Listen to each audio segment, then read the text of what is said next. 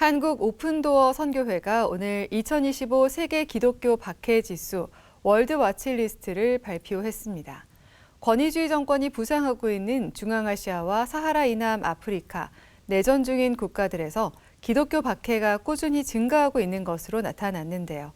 오픈도어 선교회는 한국교회가 그리스도의 몸된 지체로서 그들의 고통을 함께 나누어 달라며 고난받는 교회를 향한 연대를 당부했습니다. 오요셉 기자입니다.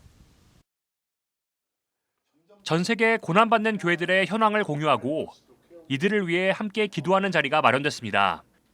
한국 오픈도어 선교회는 지난 한 해 동안 전 세계적으로 기독교인에 대한 폭력과 박해가 크게 증가했다고 밝혔습니다.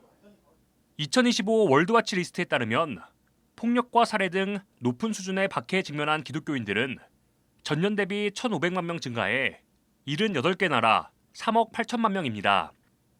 신앙 때문에 살해당한 기독교인은 4,400여 명에 달했고 신앙과 관련된 이유로 가정과 상점, 사업체가 공격받은 사례는 2만 8천 건이 넘었습니다.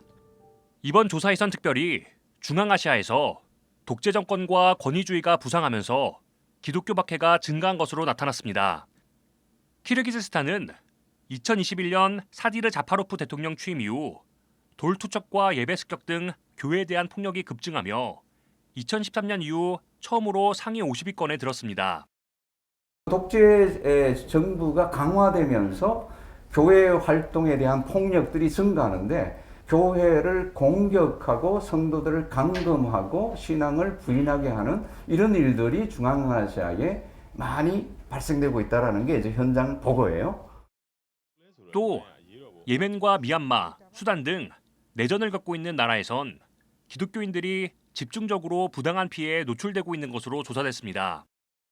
대부분이 크리스찬인 그 치친주 중심의 크리스찬 중심의 그 세력도 있는데 이 세력들이 정부 군에 의해서 표적이 되고 있는 거예요. 공격의 표적이 되고 있는 거예요. 그러면서 한 10만 명 정도의 난민이 발생이 되고 예멘의 그 반군이 후티 그 반군이 세력을 얻으면서 사실은 모였던 가정교회조차도 모임을 할 수 없는 그런 아주 심각한 상황이. 사하라 이남 아프리카 지역도 극단주의 이슬람 무장단체들의 공격이 지속적으로 심화되고 있으며 알제리와 리비아, 아프가니스탄 등에선 교회가 아예 사라지면서 신자들이 고립되고 있는 상황입니다. 북한은 3년 연속 박해 1위 국가에 올랐습니다.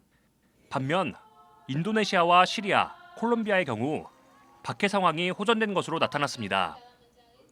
오픈도어 선교회는 한국 교회가 모진 박해와 핍박 속에서도 신앙을 지켜나가는 전 세계 기독교인들에게 관심을 가져줄 것을 촉구했습니다. 특히 고난받는 성도들의 이야기는 우리를 영적으로 각성하게 하고 새롭게 도전한다며 일제강점기 고난과 핍박을 견디며 성장한 한국교회가 양적 성장과 풍요로움만을 자랑할 것이 아니라 초심을 회복하길 바랬습니다. 이분들을 돕고 지원하는 일에 우리 한국교회가 앞장서야 되지 않아요. 우리는 사랑의 빛을 줬습니다. 복음의 빛을 줬습니다. 고난 가운데 하나님의 은혜로 탄생하고 성장한 교회입니다. 다시 한번 초심을 회복하라고 하는 하나님의 어떤 음성입니다. 한편 오픈도어 선교회는 월간 소식지와 기도 달력 등을 통해 기독교 박해 현장의 다양한 정보를 제공하며 구체적인 기도 운동을 이어나갈 계획입니다. 선교회는 단 한 명의 그리스도인도 홀로 박해를 당하지 않게 하겠다는 비전을 한국교회와 함께 나누고자 한다며 연대와 동참을 당부했습니다. CBS 뉴스 오요셉입니다.